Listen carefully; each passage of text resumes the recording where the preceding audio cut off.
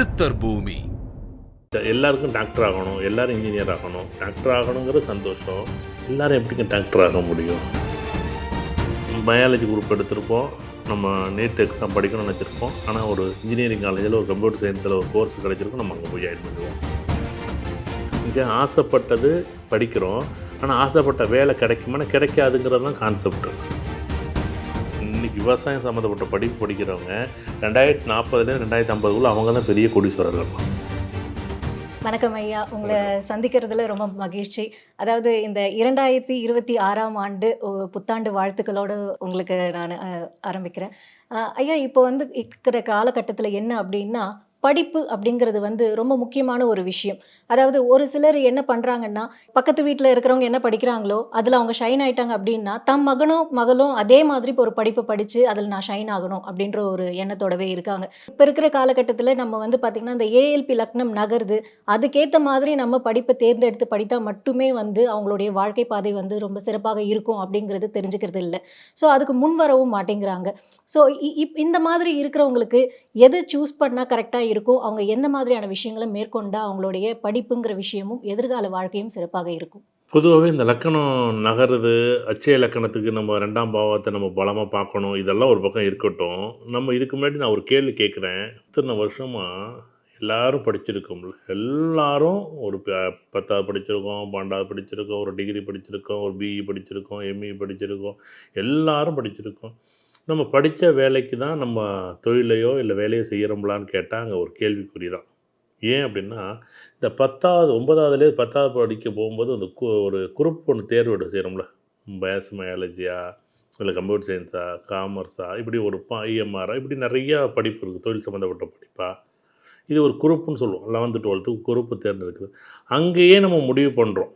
இது முதல்ல இவங்க ஆசை தான் முடிவு செய்யுது. நீங்கள் சொன்ன மாரி பக்கத்து வீட்டு புள்ள அது பிடிச்சிருக்கு, ஏத்தோட்டு உள்ள அது பிடிச்சிருக்கு, கம்ப்யூட்டர் சயின்ஸ் படித்தா சூப்பராக இருக்கும்னு ஒரு பொருளாக இருக்கும், எம்பிபிஎஸ் படித்தா எல்லாருக்கும் டாக்டர் ஆகணும், எல்லாரும் இன்ஜினியர் ஆகணும். டாக்டர் ஆகணுங்கிற சந்தோஷம். எல்லாரும் எப்படிங்க டாக்டர் ஆக முடியும்? ஆனால் நான் என்ன சொல்கிறேன், டாக்டருக்கு எவ்வளோ படிப்பு இருக்குது. நர்சிங் படிப்பு இருக்குது, பிஃபார்ம் இருக்குது, டிஃபார்ம் இருக்குது, எவ்வளோ படிப்பு இருக்குது. இது என்ன அப்படின்னா, தொழிலை ஒட்டிய கல்விகள் எப்பயுமே நமக்கு சிறப்பாக இருக்கும். ஆனால் நம்ம என்ன பண்ணுறோம், ஒரு டிகிரி படிச்சிட்டோம்னா எல்லாரும் டிகிரி படிக்கணும், ஒரு டிகிரி படிக்கணும். நான் 10th படிக்கும்போது என்ன படிக்கணும்னு ஒரு முடிவு எடுக்கிறோம். ஆனால் 12th வரும்போது அது அப்படியே நமக்கு ஒரு மாற்றத்தை கொடுக்குது. ஆனால் பயாலஜி குரூப் எடுத்திருப்போம், நம்ம நீட் எக்ஸாம் படிக்கணும்னு நினச்சிருப்போம். ஆனால் ஒரு இன்ஜினியரிங் காலேஜில் ஒரு கம்ப்யூட்டர் சயின்ஸில் ஒரு கோர்ஸ் கிடச்சிருக்கும், நம்ம அங்கே போய் ஜாயின் பண்ணிடுவோம்.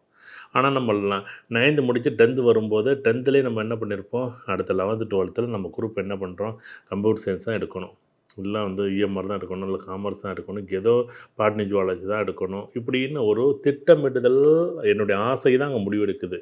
நீங்கள் எல்லாருமே நான் டாக்டர் ஆகணும், நான் இப்போ எனக்கு கிடைக்குமா கிடைக்காதா, எல்லாருக்கும் எப்படி டாக்டர் கிடைக்குன்னு எனக்கு தெரியலையே, எனக்கு ஆச்சரியமாக இருக்குது. அப்படியெல்லாம் இங்கே ஆசைப்பட்டது படிக்கிறோம், ஆனால் ஆசைப்பட்ட வேலை கிடைக்குமானா கிடைக்காதுங்கிறது தான் கான்செப்ட். எல்லோரும் பிஇ படிச்சுட்டோம், எல்லோரும் பிஇ மெக்கானிக்கல் படிச்சிட்டோம், பிஇ கம்ப்யூட்டர் சயின்ஸ் படிச்சிட்டோம், பிஇசி படிச்சிட்டோம், எலக்ட்ரானிக் கம்யூனிகேஷன் ட்ரிபிள் படிச்சிட்டோம், கெமிக்கல் இன்ஜினியரிங் படிச்சிட்டோம். ஆனால் இது காலம் கடந்து வரும்போது அந்த ஃபீல்டே சில நேரத்தில் அவுட் ஆகிடுது. இப்போ 2005 பார்த்தீங்கன்னா கம்ப்யூட்டர் சயின்ஸை புடின்னு நீ கம்ப்யூட்டர் படி 92லேருந்து 2005 வரைக்கும் கம்ப்யூட்டர் சயின்ஸுக்கு ஆளை பிடிச்சி சேர்த்துச்சு. இந்த காலகட்டங்களில் கம்ப்யூட்டர் சயின்ஸ் படிக்காதவங்க பிடிச்சி படிக்க வச்சாங்க. அதுக்கு பிறகு தான் கம்ப்யூட்டர் சயின்ஸுங்கிற ஒரு படிப்பே உள்ளார நிறைய இடத்துல வருது. இப்போ கம்ப்யூட்டர் சயின்ஸ் எல்லாம் என்ன பண்ணுறோம், இப்போ கோடிங்னு எடுத்துருக்கோம். அந்த கோடிங்லேயே பார்த்திங்கன்னா 10 பிரிவு இருக்குது. அந்த ப்ரோக்ராமில் 10 பிரிவு. அந்த ப்ரோக்ராம்லேயும் பார்த்திங்கன்னா இப்போ ஏஐ ஆட்டோமேட்டிக்காக அது ரொம்ப ஸ்பீடாக போச்சு. இப்போ ஏஐ ரோபோட்டிக்கு ஒரே கம்ப்யூட்டர் சயின்ஸில் 100 படிப்பு இருக்குது இன்றைக்கி. மார்க்கெட்டிங் இருக்குது, அதே ப்ரோக்ராம் இருக்குது. அந்த ப்ரோக்ராமில் 10 ப்ரோக்ராம் பண்ணுறாங்க. அந்த ப்ரோக்ராமில் நமக்கு சூட் ஆகும்னு நம்ம படிக்கிறோம் ஒன்று, ஆனால் நம்ம ஒரு 10 வருஷம் கழிச்சு அந்த படிப்போட நிலைப்பாடு மாறுது. அப்போ நீங்கள் எல்லாருமே புரிஞ்சுக்க வேண்டிய ஒரு விஷயம் என்னென்னா, இங்கே நீங்கள் ஆசைப்பட்ட விஷயத்தை படிக்கிறீங்க, ஆனால் ஆசைப்பட்ட விஷயத்தை நீங்கள் வேலையாக ஜாயின் பண்ண முடியுமா, தொழிலாக செய்ய முடியுமானா முடியாது. இது முதல்ல புரிஞ்சுக்கணும். ஏன்னா இங்கே ஒரு கால இடைவெளின்னு பார்த்தீங்கன்னா ஒரு 10 வருஷம் ஆகுது. நீ படித்து முடித்து 5லேருந்து 8 வருஷம் ஆகுது படிக்கிறதுக்கு, அது முடிக்கிறதுக்கு. ஒரு பேசிக் கல்வியோ இல்லை அடிப்படையாக உயர்நிலை கல்வி படித்தாலோ நீங்கள் மினிமம் 5 வருஷம் 6 வருஷம் 7 வருஷம் கழிச்சு தான் நீங்கள் என்ன பண்ணுறீங்க, ஒரு முழுமையான திறமையை நீங்கள் வளர்த்துக்கிறீங்க. திறமை வளர்த்துக்கிட்டாலும் 2025 இன்றைக்கி ஏஐ இருக்குது. அடுத்தது 2026ல் அடுத்த ஏஐயில் சூப்பர் அட்வான்ஸாக வந்துட போகுது. 2030ல் சூப்பர் அட்வான்ஸாக வந்துட போகுது. 2040ல் இந்த கம்ப்யூட்டர் யுகமே மாறப்போகுது. மொத்தமாக கம்ப்யூட்டர்லாம் கிடையாது. எல்லாமே வந்து மூளையிலே கம்ப்யூட்டர் கொண்டாந்துட போகிறாங்க. அப்போ வந்து கம்ப்யூட்டருங்கிற ஒரு பொருளை வந்து வெளியில் எங்கேயும் தேட வேண்டியதில்ல. நம்ம மூளையே கம்ப்யூட்டராக மாறக்கூடிய அமைப்பு 2040ல் 2050க்குள்ளே இருக்குது. இங்கே தொழில் சார்ந்த கல்வி இப்போ விவசாயம் படிக்கலாம்னு வச்சுங்களேன். 2050ல் விவசாயம் நல்லா செழிப்பாக இருக்கும், செழிப்பாக இருக்கும். ஆனால் இன்றைக்கி நம்ம விவசாயத்தை எடுத்து படிக்க மாட்டேங்கிறோம். விவசாயமா? நான் கம்ப்யூட்டர் படிச்சுட்டு இன்றைக்கி கம்ப்யூட்ரு இன்னும் 2040ல் 2050க்குள்ளே இன்றைக்கி விவசாயம் சம்மந்தப்பட்ட படிப்பு படிக்கிறவங்க 2040ல் 2050க்குள்ளே அவங்க தான் பெரிய கோடீஸ்வரர்கள். அப்போ கால மாற்றம் வரும்போது இன்றைக்கி அது வந்து பயன்படாமல் இருக்கும், இன்றைக்கி தெரியாமல் இருக்கும். அந்த கல்வியை பற்றி நம்ம அறிவியல் அந்த சுத்தமாக வளர்ச்சி இல்லாமல் இருக்கும் அந்த துறையே. ஆனால் இன்னும் ஒரு 10 வருஷம் 20 வருஷம் கழிச்சு தற்சார்பு பெரிய வளர்ச்சி வரப்போகுது. அப்படிங்கும்போது இது ஜோதிடம்ங்கிறது வந்து காலத்திற்கேற்ப நம்மளுடைய நடைமுறைகள் இல்லை. ஒரு 10 வருஷம் 20 வருஷத்துக்கு முன்னாடி எல்லாமே கூரை வீடாக இருந்துச்சு. இன்றைக்கி கூரை வீடு இருக்கான்னா எல்லாமே ஓரளவுக்கு வந்து ஒரு சிமெண்ட் ஓடோ இல்லை சிமெண்ட் வீடோ இல்லை வந்து ஓட்டு வீடோ இன்றைக்கி எல்லாமே பரிணாம வளர்ச்சி அடைஞ்சிருக்கு.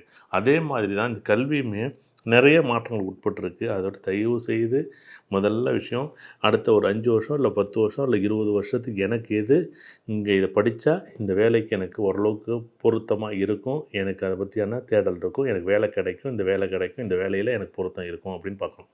உதாரணத்திற்கு நான் படிக்கும்போது கம்ப்யூட்டர் சயின்ஸ் படித்தேன். ஒரு 5 வருஷம் இல்லை 10 வருஷம் கழிச்சு ஒரு 7-8 வருஷம் கழிச்சு தான் எனக்கு வேலைக்கு போகிறேன்னு வச்சுங்களேன். அதனுடைய அட்வான்ஸ் லெவல் டோட்டலாக வேறு மாதிரி இருக்கும். அப்போ அன்னைக்கு அந்த 2030 35ல் படிக்கக்கூடிய பிள்ளைங்க ரொம்ப சூப்பர் அட்வான்ஸாக படிச்சிருப்பாங்க. நம்ம படிக்கும்போது 8வது படித்த கல்வியை இன்னைக்கு பையன் பார்த்திங்கன்னா 4வது 5வது படிச்சுட்டு இருக்கான். ஒரு பிஎஸ்சி கெமிஸ்ட்ரியில் உள்ள படிப்பை இன்றைக்கி 12th 11th 12th படிக்கிறாங்க. அவ்வளோ வளர்ச்சி வந்துட்டோம். காலநிலை எல்லாமே மாறி போச்சு. அதோட்டு இந்த படிப்புன்னு முதல் விஷயம் நான் வந்தேன்னா தயவு செய்து ரொம்ப ரொம்ப கவனமாக பாருங்கள். இந்த கவனம் நீங்கள் இன்றைக்கி இருக்கிற முதல்ல பிறந்த குழந்தைக்கு நம்ம ஜாதகம் பார்க்குறோம்ல, இப்போ அது எப்படி நமக்கு எது ஒத்து வரும்? இன்றைக்கி 17 வயசில் நீங்கள் 12th முடிக்கும்போது என்ன குரூப் எடுக்கலாம், 27 வயசு வரும்போது அந்த சூழ்நிலை அவருக்கு எப்படி பொருத்தம் இருக்கா இல்லையான்னு பார்க்கணும். ஏன்னா ஒரு 2-3 மணி நேரம் பேச வேண்டிய விஷயம். ஏன்னா இது ஒரு 10 மணி நேரம் பேசணும். நீங்கள் 10 மணி நேரம் பேசினா தான் இந்த நிகழ்வு என்னென்ன புரியும் அடிப்படையாக. இது என்ன கிரகத்தை வச்சோ ஜோதிடத்தை வச்சோ இல்லை பாவகத்தை வச்சோ நட்சத்திரத்தை வச்சோ நம்ம சொல்லிட முடியும். ஆனால் முதல் விஷயம் இதை ஃபஸ்ட்டு புரிஞ்சுக்கிட்டால் தான் இன்றைக்கி இருக்கக்கூடிய சூழ்நிலைகள் வேறு, இன்னும் ஒரு 10 வருஷம் இருக்கக்கூடிய சூழ்நிலைகள் வேறு. இன்றைக்கி இருக்கக்கூடிய நான் 10 வருஷம் கழிச்சு என்னுடைய வளர்ச்சி நல்லா இருக்கான்னா எப்படி இருக்குன்னு தெரியலை. அப்போ அன்னைக்கு உள்ள நிலைமைக்கு எனக்கு வேலை கிடைக்குமா வேலை கிடைக்காதான்னு பார்த்துக்கிட்டு அப்போ எனக்கு வேலையே கிடைக்காது எனக்கு அப்படின்னா நான் வந்து படிக்க வேண்டிய அவசியமே இல்லை. எனக்கு என்ன அறிவு மட்டும் வளர்த்துக்கிட்டு நான் வந்து என்ன தூரம் எனக்கு ஏதோ ஒரு டிகிரியை படிச்சுக்கிட்டு நான் இதுக்கு ஒரு 10 லட்சம் செலவு பண்ண வேண்டாம், 5 லட்சம் செலவு பண்ண வேண்டாம், ஒரு 1 லட்சம் செலவு பண்ண வேண்டாம், காலத்தை விரயம் பண்ண வேண்டாம். அப்போ நான் ஒரு டிப்ளமோ படிச்சுட்டு இல்லாமல் ஒன்றும் இல்லை. ஏஎல்பி லக்கணாதிபதினு வச்சுங்களேன். உதாரணம் மேஷ லக்கணம் செவ்வாய் 10 இருந்துச்சுன்னா டிப்ளமோ படி. ஒன்றும் பெருசாக செலவு பண்ணாத, நீ தொழில் கல்வி தான் ஆகும். நீ இப்போ ஒன்றும் இல்லை, இப்போ ஒரு மெக்கானிக்கல் இன்ஜினியரிங் படிக்கலாமா, சூப்பர், தொழில் சம்மந்தப்பட்ட கல்வி படி.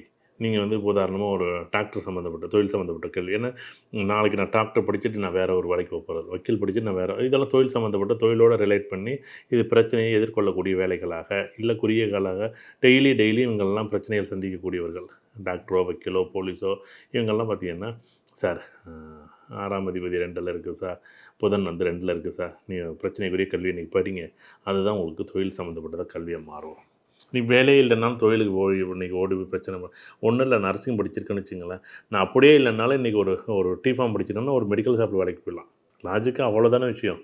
நான் ஒரு மெக்கானிக்கல் இன்ஜினியர் படிச்சிருக்கேன், நான் ஏதோ ஒரு கம்பெனியில் போய் ஒரு ட்ராயிங் போட்டால் கூட இன்றைக்கி எனக்கு ஒரு வேலை கிடைச்சிரும். அப்படியே இல்லைன்னா அது ஆட்டோமொபைல் படிச்சுட்டேன்னா ஒரு கார் ஷோரூமில் வேலை கிடைச்சிரும். அப்படியே இல்லைன்னா ஒரு ஆட்டோமொபைல் ஸ்பேர் பார்ட்ஸோடு சம்மந்தப்பட்டது ஒரு தயாரிப்பு நிறுவனத்தில் எனக்கு ஒரு வேலை கிடைச்சிரும். இந்த வேலை எல்லாமே ஒரு முடிவு இல்லாத ஒரு வேலை. அடுத்த 20 வருஷம் கழிச்சு நீங்கள் வேணால் பாருங்கள், மெக்கானிக்கல் இன்ஜினியரிங் ரொம்ப சூப்பராக இருக்கும். இன்றைக்கி வேணால் மெக்கானிக்கல் இன்ஜினியரிங் எப்படி இருக்குன்னு தெரியாது. ஏன்னா ஒரு 10 வருஷம் இல்லை 20 வருஷம் கழிச்சு ரொம்ப தூரமாக பார்க்கும்போது ஆச்சரியமாக இருக்கும். அதோட்டு வந்து படிப்பு சார்ந்த விஷயங்களில் உதாரணமாக நீங்கள் உதாரணத்துக்கு 2-3 கேள்விகளை கூட கேளுங்க. அந்த கேள்வியிலேருந்து நான் அந்த பதில் எடுக்கிறேன். ஏன்னா ஒருத்தர் மேஷ லக்கணமாக இருக்கார், ஒருத்தர் ரிஷப லக்கணமாக இருக்கார், ஒருத்தர் மிதுன லக்கணமாக இருக்கார். அந்த மாதிரி ஒரு விஷயங்கள் பேசும்போது பொதுவாக வந்து படிப்பு இவருக்கு வந்து அவருக்கு 17 வயது இருக்கணும். 17 வயதில் அவருக்கு ஒத்து போகிறது, 27 வயதில் அவருக்கு ஒத்து போகணும். அப்படி இருந்தால் தான் அந்த படிப்பும் அந்த வேலையும் ஒத்து போகும், படிப்பும் அந்த தொழிலும் ஒத்து போகும். படிக்கிறவங்க ஏதோ ஒரு படிப்பாங்க, வேலைக்கு ஏதோ ஒரு வேலைக்கு போகிறாங்க. படிக்கிறது எதுக்கு படிப்பு செலவு பண்ணிவிட்டு ஏன் வேறு ஒரு வேலைக்கு போகிறீங்கிற கேள்வி.